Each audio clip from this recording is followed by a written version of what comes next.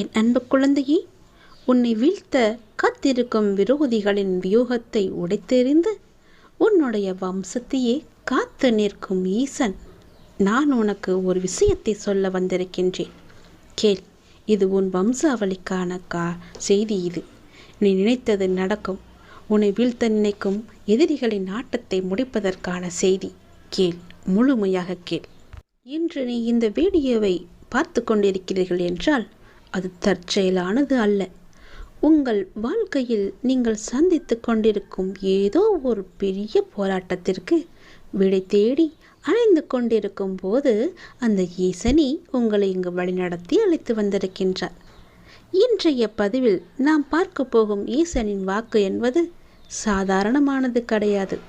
உங்கள் வாழ்க்கையே தலைகீழாக மாற்றி போரும் ஒரு மகா சக்தி வாய்ந்த ஈசன் வாக்கு. அவர் சொல்வதை